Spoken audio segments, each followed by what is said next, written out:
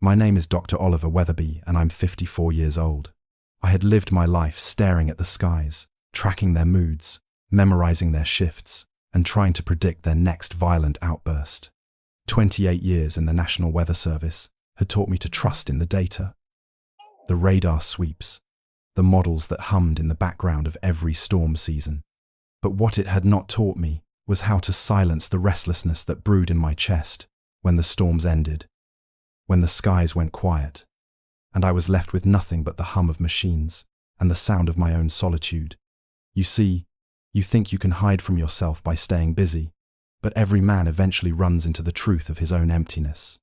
I lived in Independence, Missouri, in a low ranch house that looked like every other house on the block, except mine, glowed at night with blinking monitors, Doppler feeds, and rows of screens that told me more about the atmosphere than they did about my own heart.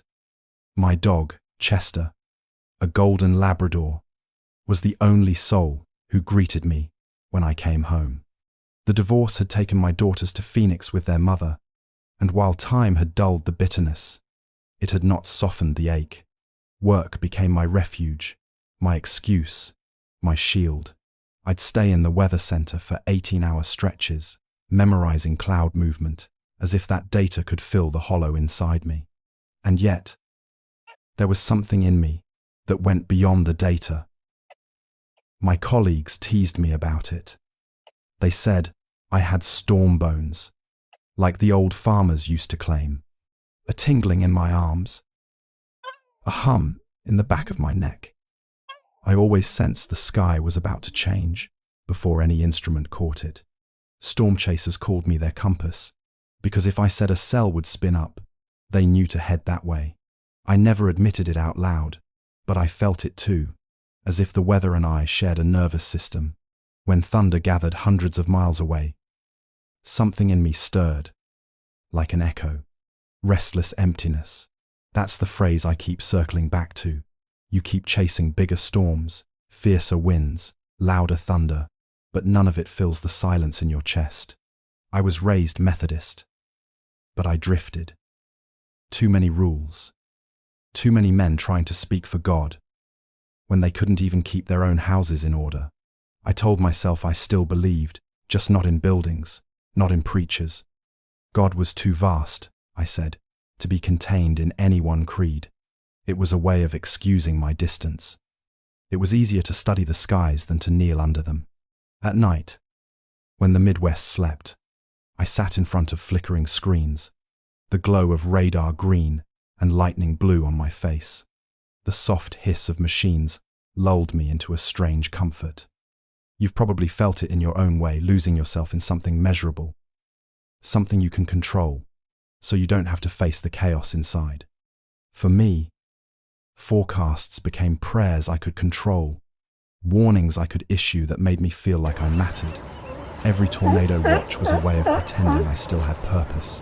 But when you scratch beneath the surface, you realize the forecasts aren't about control. They're about longing. I wanted to keep people safe, yes, but more than that, I wanted to be seen as faithful, not to a church, not even to a family anymore, faithful to the sky itself, as if by decoding its patterns, I could find the meaning behind my own storms. I didn't know it then, but heaven had been watching all along. I remember one night in late August, the air heavy, cicadas screaming, the moon hidden behind thick clouds. I felt that tingling in my arms, stronger than usual. Something was brewing, though radar showed nothing more than scattered showers. I told my assistant, Jennifer, keep an eye out. The atmosphere is about to break open. She laughed, called me half mystic again, but within hours, a violent squall line roared across eastern Kansas, just as I'd felt in my bones. The pride I felt wasn't joy. It was hollow, like proving a point to no one in particular. That emptiness, that gnawing hunger, it's what prepared me, though I didn't know it. You think your obsessions are random quirks, but sometimes they are threads. Heaven is weaving to pull you closer to your calling. Every radar sweep I stared at Every night I sat awake waiting for storms. It was all training for something beyond weather. My title said, Meteorologist. My soul was waiting to be called Watchman. And I want you to feel that, because maybe your own life has looked ordinary. Maybe you clock into work, shuffle papers, fix engines, raise children, clean houses. You think it's mundane. You think no one sees. But heaven sees. Heaven has always seen. Every act of care, every hour of endurance, every detail you notice in your work. It is all shaping you for something larger.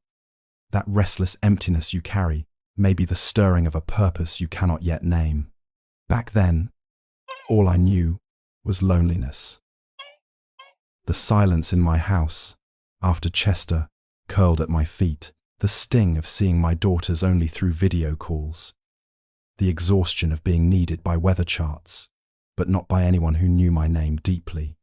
And yet, through that ache, something holy was threading its way. My storm sense, my long hours, my hunger for meaning. All of it was being prepared for the lightning bolt that would end me, and for the hand that would lift me beyond myself. If you've ever felt empty, if you've ever stared into the quiet of your own life and wondered if it matters, listen carefully. The emptiness is not your enemy. It is the chamber God fills when it is time. And soon, for me, that time came. The storm that would break my life wide open was already gathering, and heaven was ready to speak.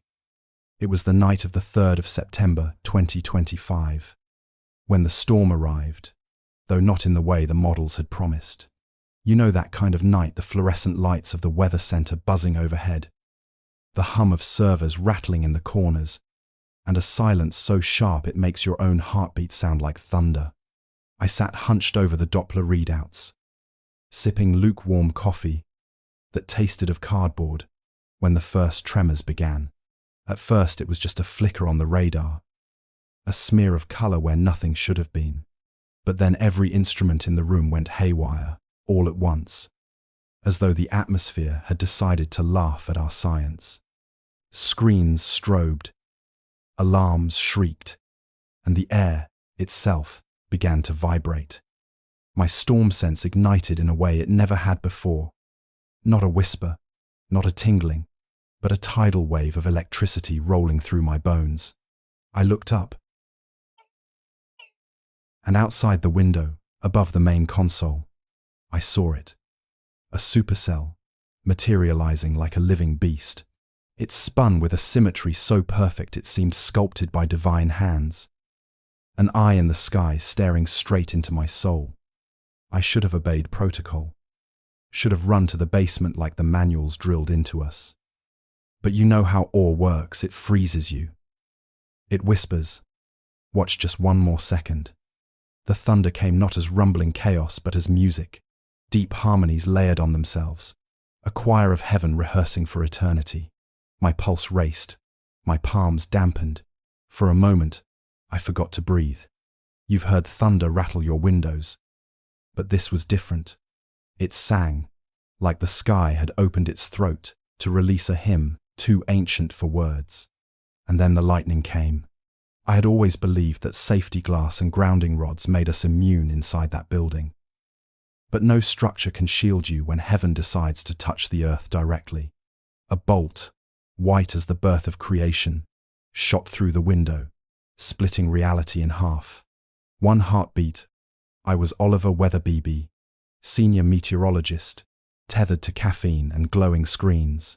The next, I was nothing but light. I remember the shock, not as pain, but as surrender.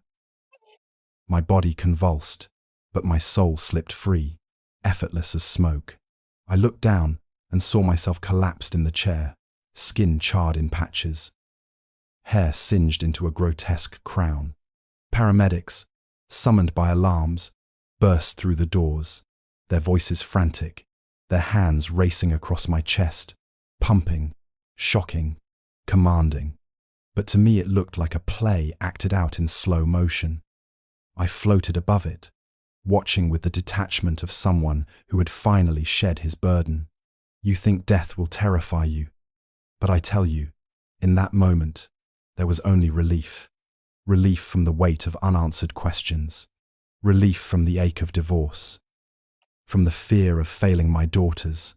From the gnawing loneliness that no forecast could silence. My breath, my pulse, my worry, they were gone.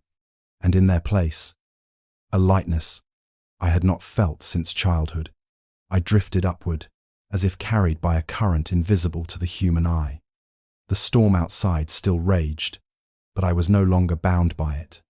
The strobing lights of the control room faded, replaced by a horizon that seemed to dissolve into brilliance. The music of the thunder followed me, deepening, transforming into harmonies so beautiful my chest ached. You have no idea what sound can be until you hear heaven's chords. Every song you've ever loved is a shadow compared to that resonance. Shock and surrender. That was the emotion of that night. Shock that death could come so suddenly, without warning, like lightning itself. Surrender, because I had no power to fight it, and because, deep down, I didn't want to. I let myself be pulled, like a leaf on a river, into that unknown. Here's the tidbit that stays with me.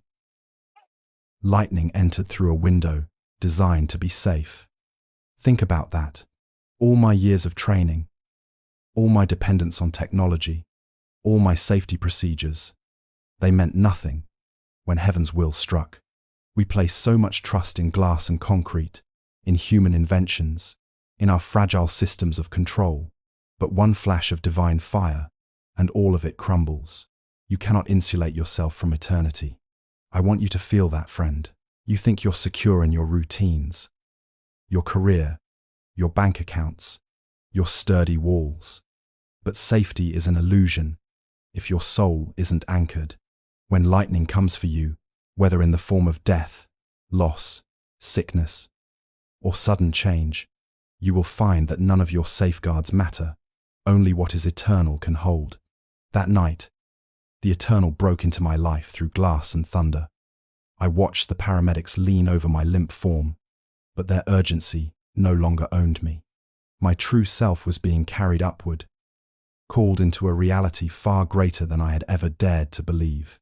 And somewhere inside, I knew the storms I had chased my whole life were only echoes of this moment. This was the tempest that had been waiting for me all along. I hovered above that limp figure on the floor, the body that once belonged to me. The chest rose only when the paramedics forced it. Their voices sounded muffled, as if they spoke from under deep water. I should have been afraid. I should have panicked at the sight of my own flesh, broken and useless. But instead, a wave of peace swept through me, so pure, so complete, that I realized fear had no authority in that place. You imagine that death is darkness, chaos, terror, but what I found was release. Like stepping out of a heavy suit I never knew I was wearing. Everything I had worried about dissolved. The custody battles, the forecast deadlines, the loneliness of empty evenings, even the nagging sense that I had never truly lived up to my potential. All of it fell away like dust shaken from a rug. For the first time in years, I felt light, free from the burden of tomorrow, free from the ache of yesterday. The air around me was alive, tingling, as though every atom vibrated with anticipation. Then I felt it, that pull. Gentle at first, like the tug of a child's hand leading you toward a doorway. Ahead stretched what seemed like a tunnel, but not of stone or metal. It was woven from light itself, shimmering, bending, alive. You know how dawn paints the horizon in soft fire. Imagine that multiplied until every color became radiant sound, until light itself sang. That is what drew me forward. The music intensified as I moved upward. It wasn't just notes, it was truth. Harmony stitched into sound. Not the music of instruments, not even of human voices, but something otherworldly. Every chord vibrated through my being, unlocking memories and longings I didn't know I carried. It was as though every storm I'd ever studied was now translated into song. the thunder and wind resolving into a symphony that declared, "You were always meant for this." I glanced back one last time. Below me, the weather center flickered in chaos, paramedics sweating as they tried to revive the body I once called home. Their lips moved, shouting commands. The heart monitor spat out jagged lines, then flatlined again. But none of that held me anymore. I belonged to the pull, to the light ahead. Time slipped away. Or maybe it expanded. I can't explain it in human terms. But while my body lay clinically dead for 3 minutes and 17 seconds, what I experienced stretched into what felt like hours, maybe even days. Every detail etched itself into my memory with a clarity no dream could match. The taste of pure air on my tongue, the scent of something sweeter than rain on desert soil, the sensation of being known, utterly, without needing to speak a word.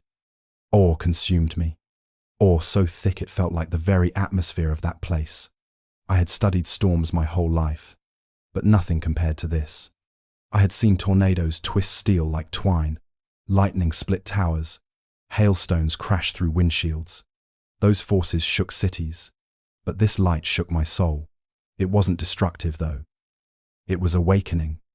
I felt as if every nerve in me was being reintroduced to joy, to love, to belonging, and still the music carried me upward. I drifted past what looked like stars, though brighter, alive, shimmering with intelligence. They pulsed in rhythm to the harmonies, as though the whole cosmos was joining the song. Every note carried weight, every vibration carried purpose. This was not chaos. This was the order beneath creation. The sound that thunder only tries to imitate. Tidbit, remember this. 3 minutes and 17 seconds. That's how long the doctors later said I was gone. But in that sliver of earthly time, heaven opened to me eternity. It shows you something profound. God's realm is not measured in minutes. What we call seconds are only brushstrokes of eternity. You can live lifetimes in the space of one heartbeat if heaven chooses to reveal it. As the light grew brighter, I began to sense others around me, shapes moving, presences near, not frightening, never frightening. They radiated welcome. I couldn't see them clearly yet, but I felt as though ancestors, angels, perhaps both, were drawing near, waiting to greet me when I reached the brightness at the end of that path. My awe deepened, my pace quickened, and then, at the very horizon of the light, I saw a figure, tall, strong, silhouetted against brilliance that made the sun look pale.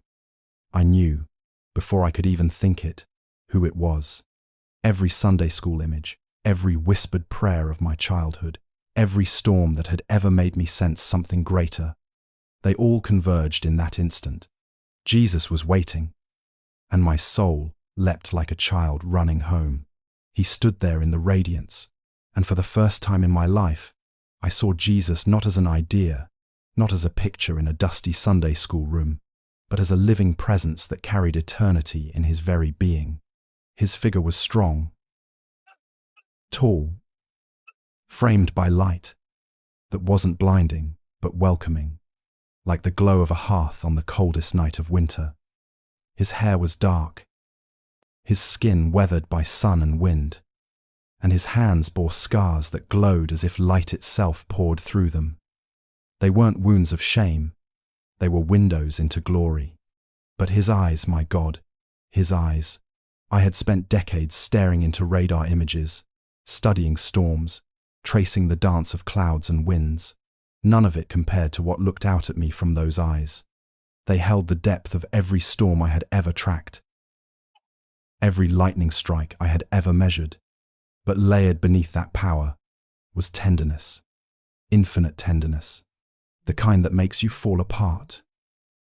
Not from fear, but from finally being known, finally being safe. I tried to speak, to explain, to justify my life, but instead, I wept, not tears of grief, tears of release. For years, I had carried burdens I couldn't name. In that instant, they melted. And I cried like a child who had found his father again. He stepped closer and placed his hand on my shoulder.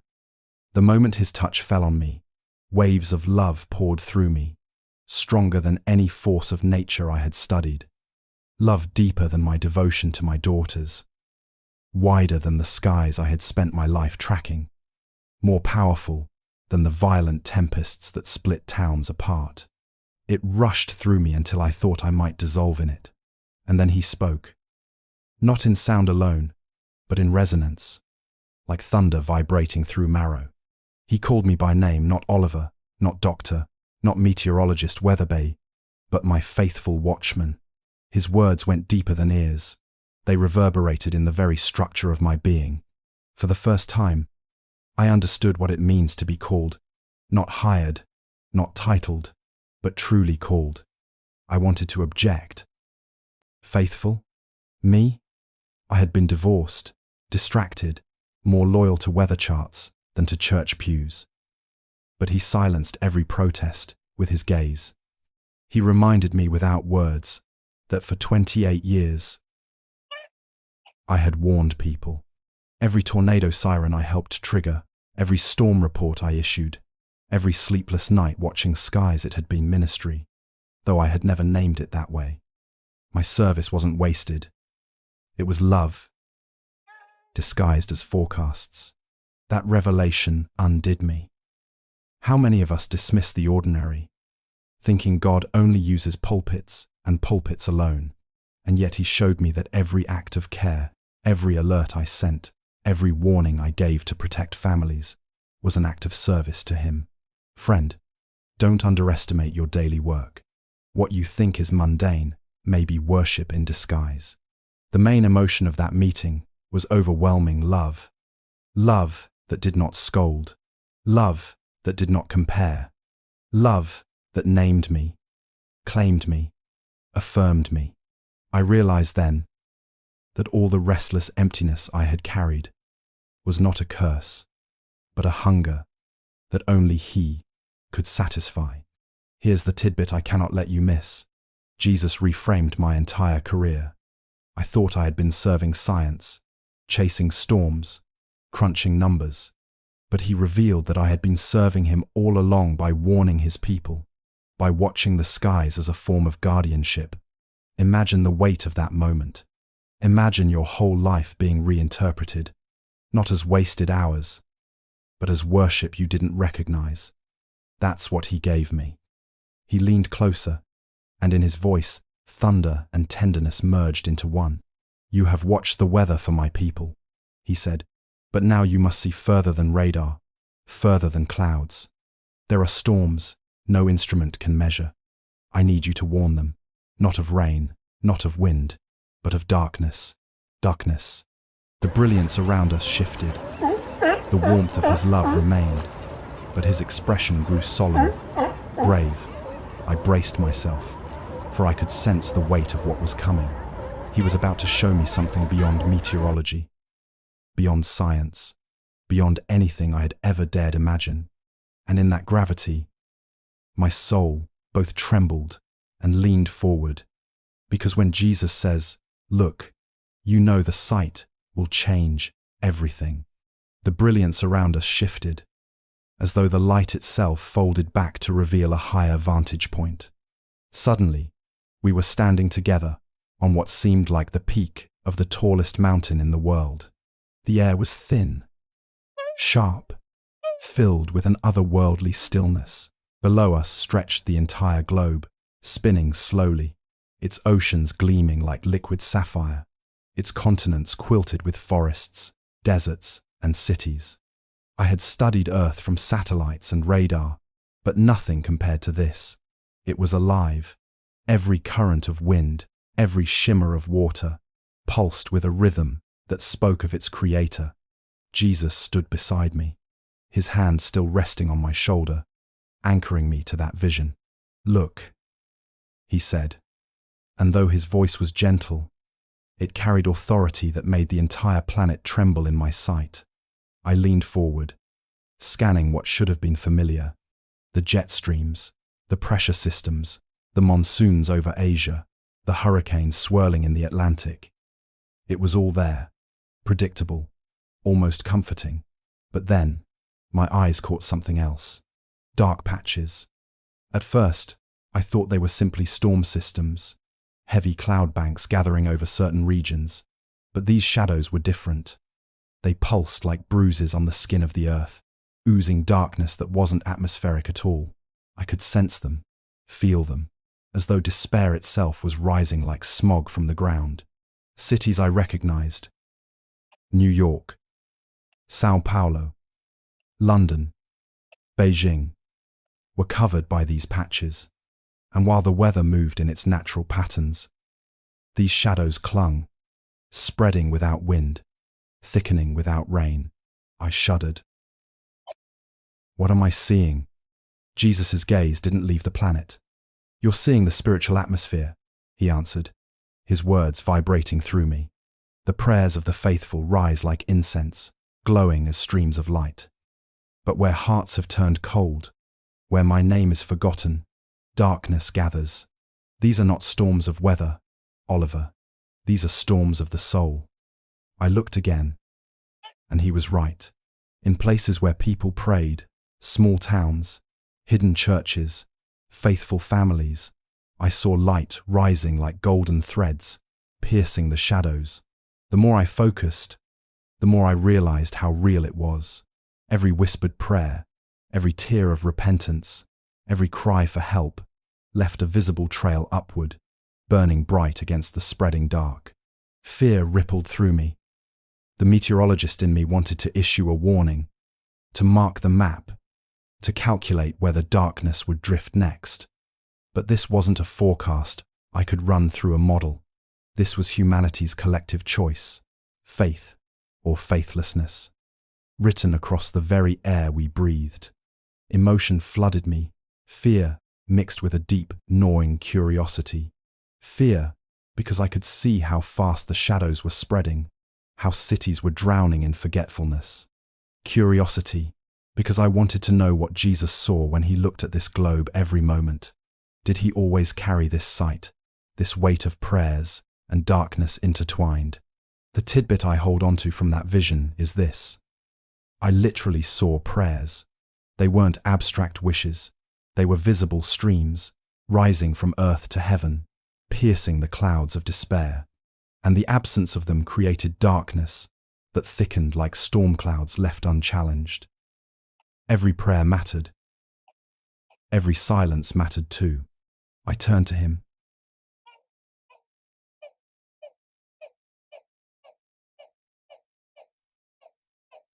What happens when the darkness overtakes? His eyes grew sorrowful. Then storms will come. Storms no Doppler can predict. They will not be weather, though they may use weather as their cloak. They will be times of testing, shaking, purifying. You must see them, Oliver, because you are my watchman. Warn my people, not of thunder and lightning, but of these greater storms. I swallowed hard, my heart racing. Below us, the darkness writhed, pulsing over regions that had turned their hearts toward idols of technology, wealth, and pride. And I could not look away, because I knew he was about to reveal what kind of storms were coming. The awe of the mountain gave way to dread. I braced myself, clutching the memory of his hand on my shoulder, because I sensed that what came next would mark me forever. The vision deepened, and the mountain beneath my feet dissolved into a vast plain of darkness. The globe below glowed faintly, like an ember about to be smothered. Jesus raised his hand, and suddenly, the timeline of creation unfurled before us. My eyes locked onto a date that seared itself into me. The 23rd of September, 2025. He spoke softly, yet his words struck like thunder. This is the first darkness. I watched as the sun spat a massive flare, a coronal mass ejection larger than anything science had ever recorded. It hurtled toward the earth like a molten crown of fire, and at precisely 11:11 a. GMT, It struck. The effect rippled across the globe instantly. One moment, cities buzzed with the hum of electricity. Planes arced gracefully through the skies. Phones lit up with endless scrolling. The next, silence. Every engine, every screen, every microchip went dark. Not damaged dead. Cars coasted to a stop in crowded intersections. Airplanes struggled without guidance. Pilots sweating as they tried to land. With no radar, no radio, traffic lights blinked out, plunging cities into chaos. In hospitals, the backup generators hummed, but their limited power could not sustain the machines that kept fragile bodies alive. I saw faces twisted in fear, as loved ones flatlined with no technology to intervene. My chest tightened at the enormity of it. And then Jesus whispered, grief heavy in his tone, "In the first 24 hours, 500,000 will perish. Most will be those whose lives depend on fragile systems. But even in death, I will be present. Even in loss, I will gather souls." Tears blurred my vision, but he urged me to keep watching. Beyond the chaos, something else unfolded. Strangers pushed, stalled cars together, clearing intersections by hand. Families sat at tables by candlelight, speaking words they hadn't shared in years. Neighbors, once strangers behind locked doors, came out into the streets, offering food, offering water, offering company, and I saw churches fill candles lit, voices trembling, people falling to their knees, not only in desperation but in rediscovered longing. Sorrow and hope mingled in me, two rivers colliding. The sorrow was heavy, the reality of death, confusion, the undeniable weakness of our world's dependence on technology. But the hope shimmered like dawn, the rediscovery of humanity itself, stripped bare of its distractions. Here's the tidbit burned into my memory. Jesus said, approximately 500,000 lives would be lost in the first 24 hours.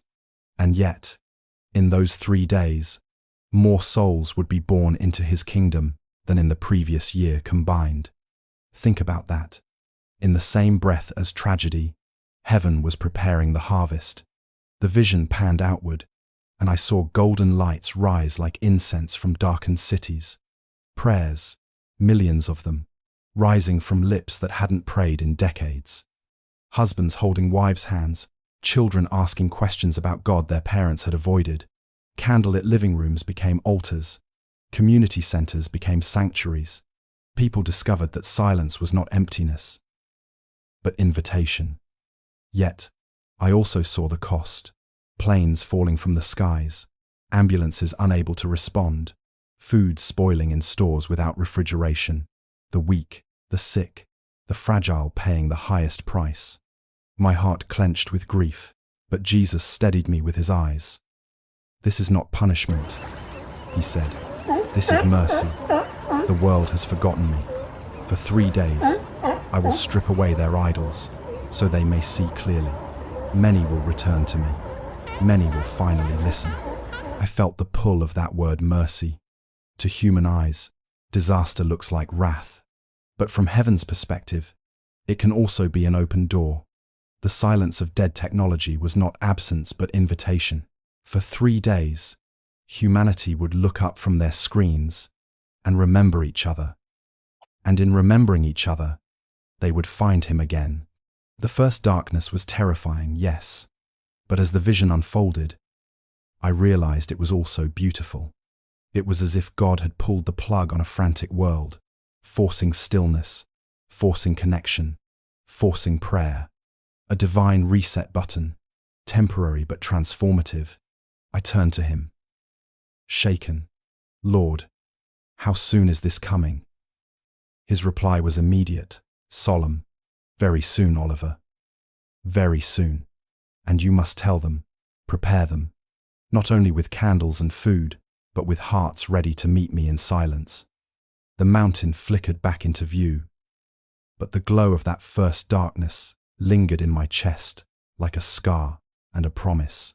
The glow of the first darkness dimmed, and the mountain beneath us grew sharper, colder, as though creation itself braced for the next revelation.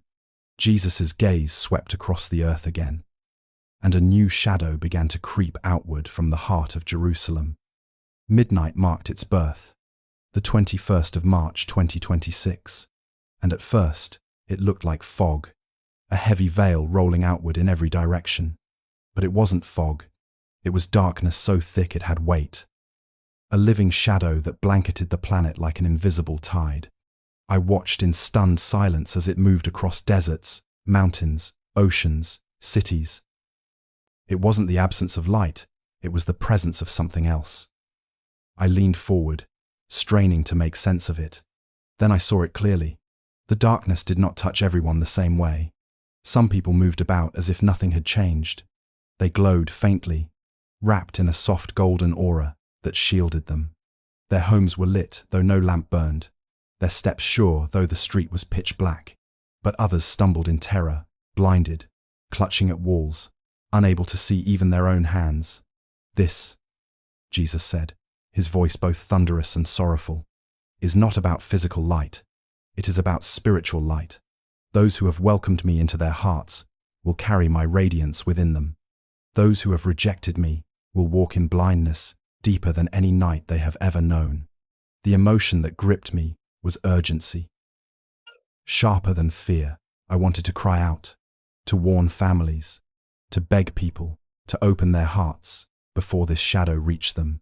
I saw households divided, parents glowing with peace, while children crouched in corners, paralyzed by fear. Neighbors reaching out their hands to guide the stumbling, whispering prayers over them until light bloomed around their forms. It was as if faith itself had become visible, undeniable. One scene carved itself into my soul. A teenage boy sat trembling in the dark, while his parents, surrounded by soft golden light, knelt and prayed over him. For hours, he resisted, his heart hardened. But on the second day, something broke. He collapsed, tears streaming down his face, crying out for forgiveness, and instantly, light burst from within him, illuminating the entire house. The darkness could not touch him anymore. Here's the tidbit etched in fire. During those 3 days, 200 million people across the globe would turn genuinely to Christ. Not out of fear alone, but out of revelation. The darkness would strip away every excuse, every mask. Faith would no longer be inherited or cultural. It would be personal, unmistakable, tested by shadow and sealed by light. I saw pastors overwhelmed as their once empty churches filled to bursting. But I also saw something even more profound. Ordinary believers, teachers, mechanics, truck drivers, nurses shining like lighthouses for their communities. They didn't carry titles, but they carried his presence. They led prayer circles in factories, guided neighbors through pitch-black streets, whispered scripture into the ears of trembling children.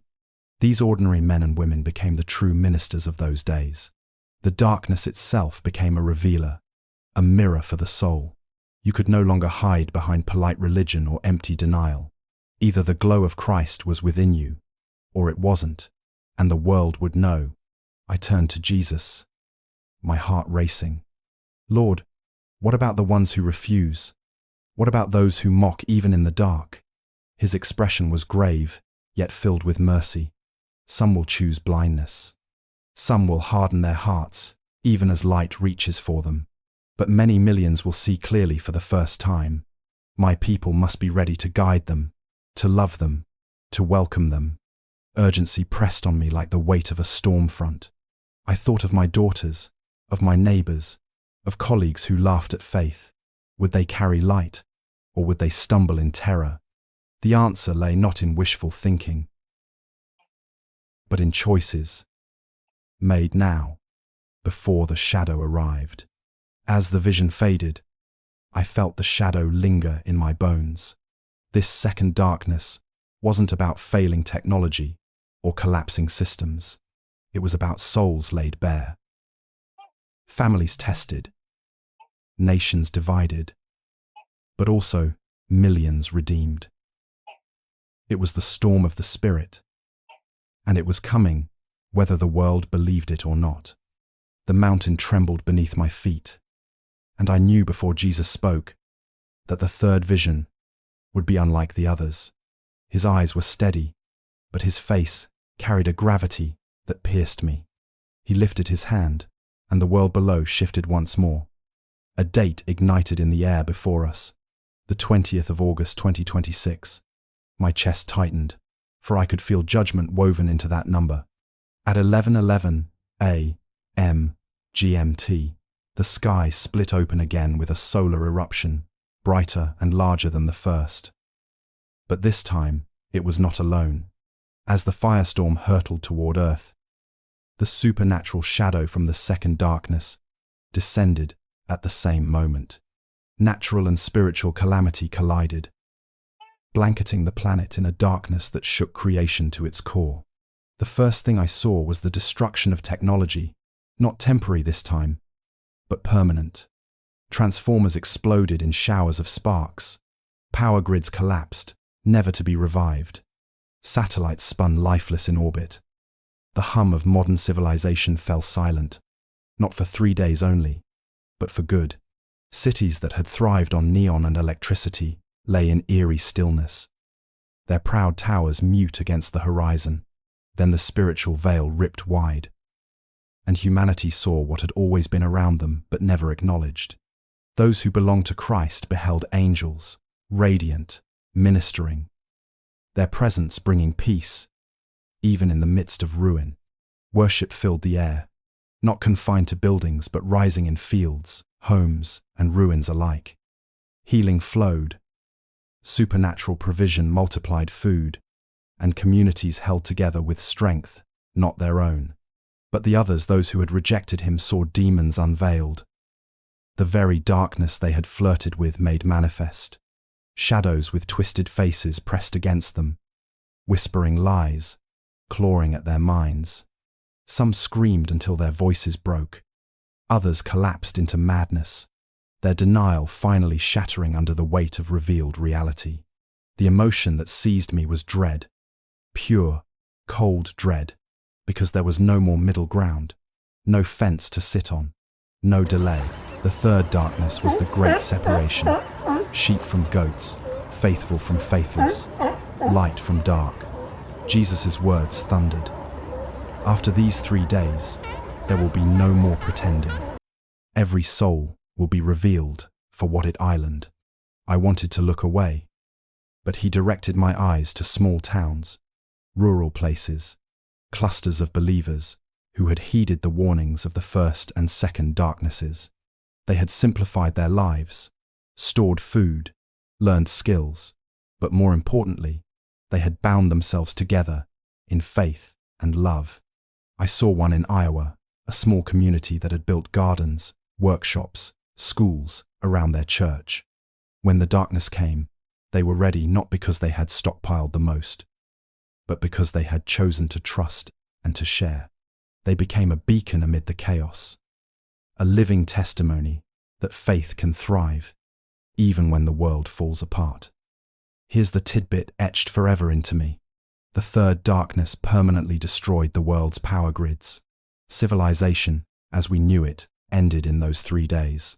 But the faithful endured, not by strength of technology, but by the strength of Christ's presence and the unity of his people. I also saw the flip side.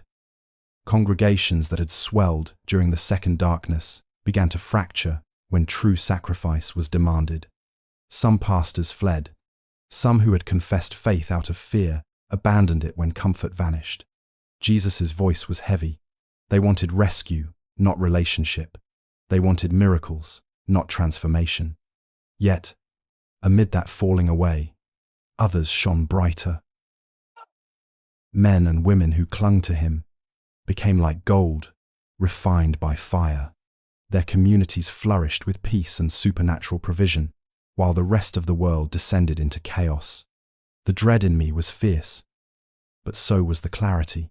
The third darkness was not only judgment, it was a final unveiling, a doorway into a new kind of world.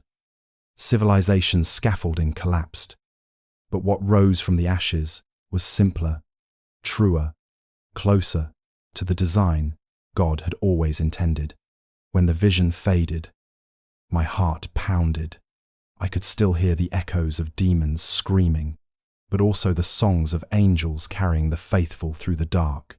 And I knew this was the storm of storms, the one no radar could ever warn of. Yet Jesus had shown it to me so that I might warn others. The mountain, the globe, the visions of light and darkness, all of it dissolved in a rushing pull, and suddenly I was falling back toward the earth. The brilliance receded, the angelic chorus faded, and I gasped like a drowning man breaking the surface. My eyes snapped open to sterile white lights and frantic voices. A beeping monitor filled the air with stubborn rhythm. My chest burned, my limbs twitched, and for a moment, I didn't know if I was alive or still suspended somewhere between worlds.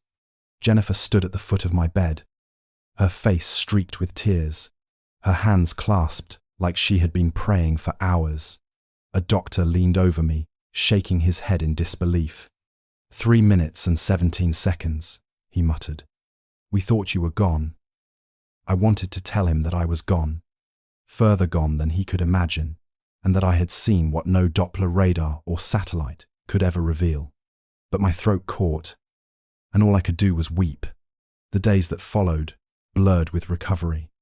My body healed faster than anyone expected, but my soul trembled under the weight of what I had seen. Every time I closed my eyes, I saw the three darknesses: the 23rd of September, 2025, the 21st of March, 2026, the 20th of August, 2026. They burned in my mind like coordinates on a divine map. The doctors urged rest. My colleagues urged me to return slowly, but there was no rest for me, not anymore. I carried a mission too heavy to ignore. I began to speak, at first in whispers to Jennifer, who had been with me through the storm. She listened with wide eyes, not mocking, not dismissing. Then, to my neighbor, Mrs. Rodriguez, who had prayed for me for years. She gripped my hands and nodded with tears when I told her Jesus had called me faithful watchman. Then to Pastor David, at the small church I had begun attending in my loneliness. He didn't interrupt, didn't doubt. He just opened his notebook and started writing everything down, line by line, as though the message belonged to more than just me. The reactions outside those first circles were not so tender. Some colleagues scoffed, blaming electrical trauma for what they called hallucinations. Others accused me of fear-mongering. Even some pastors dismissed it outright, insisting God would never allow such darkness to strike his world. But I couldn't stay silent. Every time I hesitated, I felt again, his hand on my shoulder, his voice calling me watchman. Silence was no longer an option. Emotion ran high in those weeks, trembling resolve, like standing on the edge of a storm you know is about to break. I woke at night, sweating, praying, crying out for courage. I feared being ridiculed, feared losing credibility, feared the pain of rejection. But deeper still, I feared disobedience. I had seen his eyes, I had felt his love, and I knew my only path was obedience, no matter the cost. Here's the tidbit that haunted me. When I woke in that hospital bed, the first darkness was only 4 months away. 4 months between my testimony and the solar storm that would silence the world's technology. That countdown beat like a drum in my soul. I couldn't waste a day. I began traveling. Small churches invited me first, then community centers, then preparedness groups. Some came curious, others skeptical. But whenever I told the story, the lightning strike, the meeting with Jesus, the visions of 3 darknesses, something shifted in the room. Hearts cracked open, tears flowed. People leaned forward, like parched ground drinking rain. And yet, resistance remained. For every family that began storing candles and rice while deepening their prayer life, there was another that mocked, shrugged, or rolled their eyes. Some insisted I needed psychiatric care. Others argued I was twisting scripture. A few pastors barred me from their pulpits altogether. It broke my heart. But I remembered his words. Your job is not to convince everyone, but to faithfully deliver the message to those I send your way. So I pressed on. Because the dates burned brighter each day, and silence would have been betrayal. The months that followed became a blur of highways, pulpits, and whispered prayers. I carried the message like a storm warning, urgent and unavoidable. Every church that would open its doors, every community group that would give me a folding chair and a microphone, I stood and told them, 3 days of darkness are coming, 3 storms that no radar will ever detect. Some faces lit with conviction, others tightened in disbelief. But whether they believed me or not, the words had to be spoken. I repeated the dates like a bell tolling across the land. The 23rd of September 2025, the 21st of March 2026, the 20th of August 2026. Each one would last exactly 72 hours. Each one would test humanity in a different way, and each one, Jesus said, was not punishment, but invitation. That phrase I carried everywhere, not punishment, but invitation. An invitation to prepare, to repent, to simplify, to return to Him. Some listened deeply. I saw families selling extra televisions to buy Bibles and candles. I saw churches form preparedness groups, not just stockpiling food, but practicing prayer vigils, fasting, and community service. Believers started gardens, learned old skills, practiced hospitality with neighbors. They took seriously His call to build community that could endure when technology fell silent. In those faces, I saw hope, resilience, light, ready to pierce the coming dark. But others rejected it outright. Some laughed openly, calling me a fear salesman. Some pastors accused me of heresy, of stirring panic. Others nodded politely, but did nothing, preferring comfort to preparation. And those responses broke my heart more than ridicule ever could, because I knew the darkness would reveal every heart. Denial wouldn't shield them when the silence fell. Through it all, I clung to one truth. Jesus had called me faithful watchman. My mission wasn't to save the whole world that was His alone. My mission was to warn, to speak, to keep watch. Whether people listened or not, I could not stop. Every time fatigue tempted me to quit, I remembered His eyes, His touch, His thunder voice. It drove me forward, like the wind drives the storm. The emotion that marked this season was prophetic urgency. I felt like a man standing in the path of a tornado, waving his arms, begging neighbors to take shelter. Some ran inside and survived. Some stayed on their porches, laughing, until the funnel cloud bore down. The weight of that contrast pressed on me daily, but so did the peace of knowing I was obeying. Here's the final tidbit I carried to every crowd. These 3 darknesses are not random disasters. They are invitations. 3 opportunities for humanity to awaken, to return, to choose. The first will shake technology. The second will reveal the soul.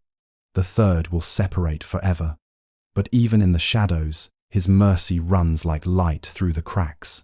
I end my testimony wherever I go with the same plea. Prepare, not just with batteries and bread, but with faith. Simplify your lives now. Build bonds with believers. Teach your children to pray. Learn to listen for His voice in silence. Because when the lights go out, it will be His presence alone that sustains you. And now, as I speak these words to you, the countdown is shorter still. I am not a prophet by choice. I am a meteorologist who got struck by lightning and met the King of Kings. But I cannot unsee what I have seen, and I cannot unspeak what I was commanded to speak. The storms are coming, friend, and so is the light. So now, Dear listener, as my story draws to a close, I invite you to breathe with me. Slow your heart, loosen your shoulders, and hear the whisper beneath the thunder. These words are not to frighten you, but to prepare you. The three darknesses are not punishments. They are invitations, divine pauses, meant to reset our wandering hearts. The first will strip away the noise of technology so you can rediscover silence and connection. The second will reveal the state of your soul, showing clearly whether His light dwells within you. The third will close the gap forever, drawing a line between faith and unbelief. But even in those days, mercy will shine. Even in the deepest dark, His hand will reach for you. Do not wait for the signs to begin preparing. Begin now. Simplify your life. Choose prayer over distraction. Choose forgiveness over bitterness. Choose faith over fear. Build bonds of love with family, neighbors, and your community of believers. These are not suggestions for survival. They are invitations into the kind of life God intended from the beginning. If you carry anything from my testimony, let it be this: you are not alone. No matter how dark the days may become, no matter how silent the world may grow, the presence of Jesus will never leave you. His light is stronger than any storm. His mercy is greater than any shadow. If these words resonate with you, leave an amen in the comments. Subscribe to the channel and share it with at least 3 friends or family members right now. Now is your time to make a difference. Spreading this message is not only an act of love, but also a mission that Jesus Himself has entrusted to you.